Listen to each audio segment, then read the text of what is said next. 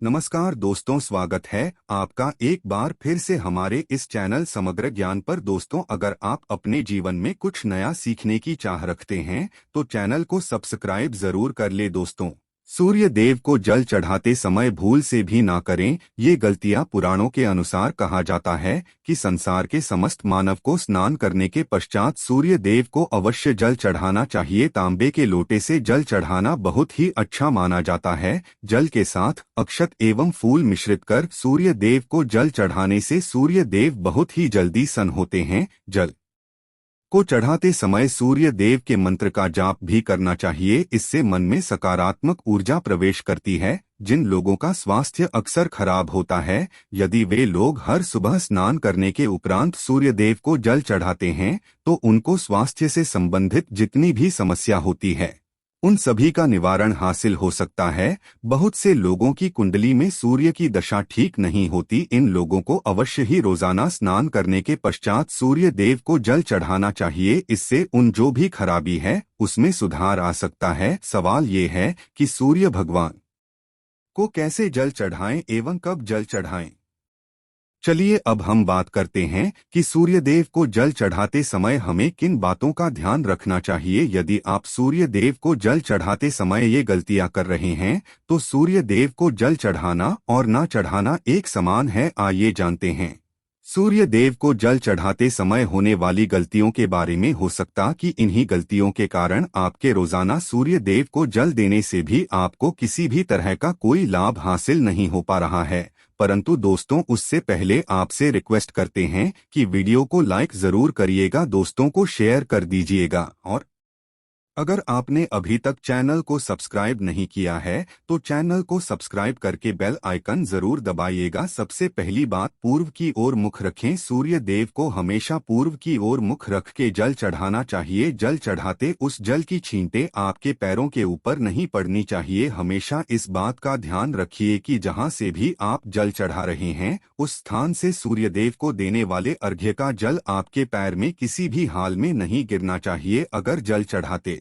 वक्त आपके पैर में वो जल गिरता है तो ये अच्छी बात नहीं है, क्योंकि इससे सूर्य देव क्रोधित हो जाते हैं। आपके ऊपर किसी की अशुभ दृष्टि भी पड़ सकती है। सूर्य देव को जल को चढ़ाते समय सूर्य देव के इस मंत्र का जाप करें, ओम सूर्याय नमः। दूसरी बात, बिना स्नान किए जल ना चढ़ाएं। भूल से भी ये गलती ना करें। बिना स्नान किए सूर्य देव को जल ना चढ़ाएं। सूर्य देव को स्वच्छता बेहद ही पसंद है। ऐसे में यदि आप बिना स्नान किए उन्हें जल चढ़ाएंगे तो वो आपसे रुष्ट हो जाएंगे और आप जिस कारण से उन्हें जल चढ़ा रहे थे उस कार्य में भी आप असफल हो जाएंगे। तीसरी बात, ताम्र पात्र का उपयोग। आजकल प्लास्टिक का बड़ा फैशन चल रहा है। प्लास्टिक की किसी भी तरह की चीजों से सूर्य देव को जल बिल्कुल भी अर्पित ना करें। इसके अलावा स्टील, पीतल, कांच इत्यादि पत्रों का भी प्रयोग ना करें। सूर्य देव को जल चढ़ाने के लिए हमेशा ताम्र पात्र का प्रयोग करना चाहिए। इसके पीछे वैज्ञानिक कारण ये भी है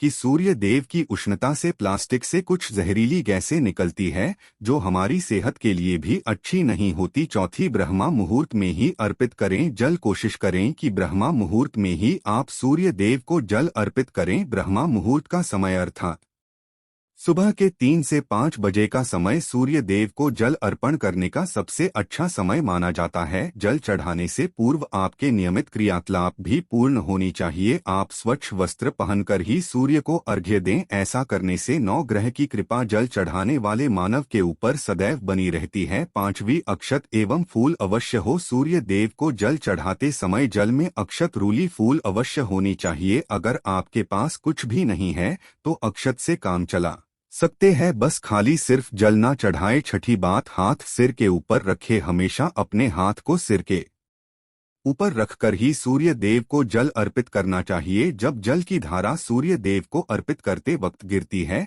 तो उसी धारा से सूर्य देव को देखना चाहिए। कहा है कि ऐसा करने से मानव के ऊपर सूर्य देव की कृपा बनी रहती है एवं मानव के मन में सकारात्मक ऊर्जा भी प्रवेश करती है। सातवीं बात, चप्पल ना पहने। भूल से भी आपके पैर में चप्पल नहीं होनी चाहिए। यदि आप सूर्य देव को चप्पल पहनकर जल अर्पण करेंगे तो वो आपसे रुष्ट हो जाएंगे और आपके जितने भी काम रुके हुए हैं वो सभी काम भी आगे नहीं बढ़ पाएंगे। इसलिए हमेशा सूर्य देव को नंगे पैरों में रहकर ही जल अर्पित करें। 8वीं बात, रविवार के दिन अवश्य जल चढ़ाएं। आप हर दिन सूर्य देव को जल चढ़ाएं या ना चढ़ाएं, परंतु रविवार के दिन सूर्य को जल अवश्य चढ़ाना चाहिए, क्योंकि रविवार का दिन सूर्य भगवान का दिन होता है। इस दिन को अवश्य ही हर मानव को सूर्य देव को जल अर्पित करना चाहिए। इससे यदि आपकी कुंडली में किसी तरह का कोई सूर्य से संबंधित दोष है तो वो दोष गुण में परिवर्तित हो जाएगा। 9वीं बात, भोजन लें। यदि आप सूर्य देव को हर दिन जल चढ़ाते हैं तो इस बात का अवश्य ध्यान रखिए कि आप रविवार के दिन मांसाहार का सेवन ना करें। लाल रंग की सब्जी, मसूर की दाल ना खाएं। यदि आप रविवार के दिन मिष्ठान ग्रहण करते हैं तो ये बहुत ही अच्छी बात है। रविवार के दिन लाल कपड़े भूल से भी ना पहनें। अब बात करें उपायों के बारे में, तो रविवार का दिन भगवान सूर्यदेव को ही समर्पित होता है। रविवार भगवान सूर्यदेव की पूजा करना बहुत अधिक लाभदायी होता है। वैसे तो हमें प्रतिदिन ही सूर्यदेव की पूजा करनी है, परंतु रविवार के दिन विशेष रूप से भगवान सूर्यदेव की पूजा कर लेनी चाहिए। तो आपको एक तांबे का पात्र लेना है। उस तांबे के पात्र में आपको जल रखकर भगवान सूर्यदेव को हर रविवार को अर्पित करना है। अगर आप प्रतिदिन नहीं कर पाते हैं तो रविवार को जरूर करें। वैसे आपको प्रतिदिन सूर्य देव को जल जरूर देना चाहिए। चाहे आप कोई पूजा नहीं कर पाते हैं, समय नहीं है आपके पास, तो सिर्फ स्नान करने के बाद सूर्यदेव को जल भी अर्पित कर देते हैं, तब भी आपके जन्म कुंडली के ग्रह दोष समाप्त हो जाते हैं और आपको जो भी परेशानियां होती हैं उन परेशानियों से मुक्ति मिलती है। जब आप सूर्यदेव को जल अर्पित करते हैं, गायत्री मंत्र का जाप करें। गायत्री मंत्र का जप आप यथा संभव कर सकते हैं। अगर आपके पास समय है तो 108 बार कर लीजिए, नहीं तो जितनी देर आप जल दे रहे हैं वहां पर खड़े होकर सूर्यदेव के सामने 5 मिनट तक कर लीजिए। इससे बहुत लाभ होता है। गायत्री मंत्र का जप करने से, जैसे सूर्यदेव को जल अर्पित करते समय जब हम गायत्री मंत्र का जप करते हैं तो हमारी नौकरी में अगर कोई बाधा आती है तो वो दूर होती है, नकारात्मक ऊर्जा दूर होती है। रविवार के दिन सुबह जब आप सूर्यदेव को अर्घ्य देते हैं तो उसमें थोड़ा सा गुड़ मिला लीजिए। इससे क्या होगा, इससे आपकी सभी कामनाएं पूर्ण होंगी। अगर आप भगवान सूर्यदेव को जल अर्पित करते हैं, उसमें सा थोड़ा गुड़ मिलाकर अर्पित करते हैं तो आपकी सभी कामनाएं पूर्ण हो जाती हैं। भाग्य का साथ बहुत लोगों को नहीं मिलता है। बहुत से लोग कंप्लेंट करते हैं कि हमारा भाग्य हमारा साथ नहीं देता है। ऐसे में भाग्य का कारक माना गया है, प्रबल कारक माना गया है सूर्यदेव को। तो जब आप सूर्यदेव को सुबह जल देते हैं तो जल देते समय आपको गायत्री मंत्र का जप करना है और उसके अलावा आपको भाग्य का साथ चाहिए तो रविवार के दिन गुड़ और चावल का दान करना अच्छा माना जाता है। गेहूं का दान भी कर सकते हैं। गेहूं और गुड़ का दान करना बहुत श्रेष्ठ माना जाता है और इसको करने से आपके सभी काम बनने लग जाते हैं। अगर आप ये दान करते हैं तो सूर्यदेव की कृपा से आपके जो काम होते हैं, जो रुके हुए हैं, बनने लग जाते हैं। भाग्य का साथ आपको हासिल हो जाता है। अगर आपके आत्मविश्वास में कमी आ गई है,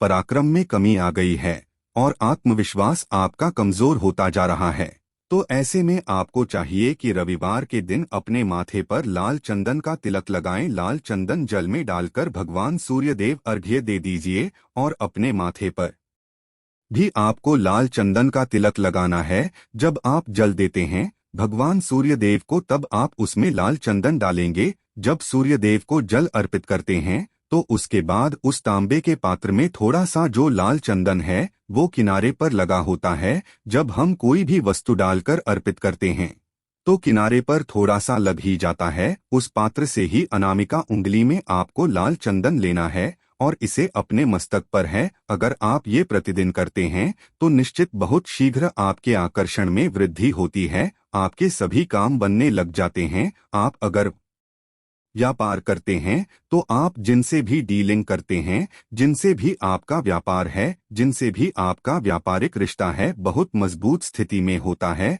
आपके मान सम्मान के साथ आपके आत्मविश्वास में भी वृद्धि होती है। सूर्यदेव की कृपा पाना चाहते हैं तो लाल मसूर की दाल किसी ब्राह्मण को रविवार के दिन दान कीजिए। अगर आप ब्राह्मण को लाल मसूर की दाल दान करते हैं तो इससे आपके जन्म कुंडली के ग्रह दोष दूर होते हैं। ये आप 7 रविवार कर लीजिए जैसे कि आप दान करते हैं। अब जैसे इस रविवार से आपने शुरू किया तो 7 रविवार लगातार कर देंगे तो आपको बहुत शीघ्र लाभ हो जाता है। ग्रह दोषों से मुक्ति मिल जाती है। रविवार के दिन गुड़ खाकर किसी काम पर निकलना चाहिए। जैसे प्रातः काल आप थोड़ा सा गुड़ खा लेते हैं तो इससे सूर्यदेव जाते हैं, और गुड़ और चावल से बनी हुई खीर अगर आप सूर्यदेव को चढ़ाते हैं तो इससे दिन भी बहुत अच्छा हो जाता है। भगवान सूर्यदेव को अर्पित करने के बाद आप ये खीर प्रसाद स्वरूप स्वयं भी खा सकते हैं और परिवार के सभी लोग खा सकते हैं। इससे आपकी तरक्की होती है,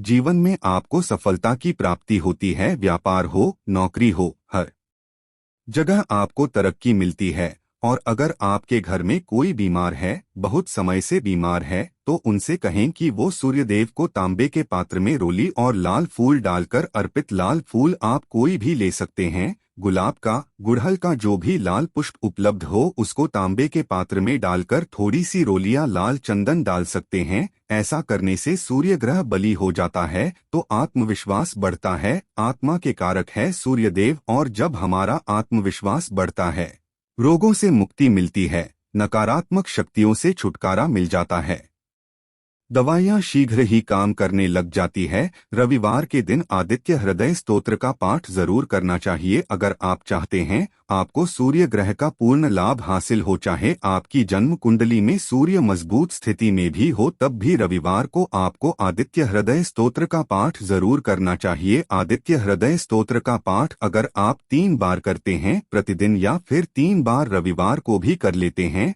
तो इससे भी आपके जीवन की परेशानियां दूर होती है।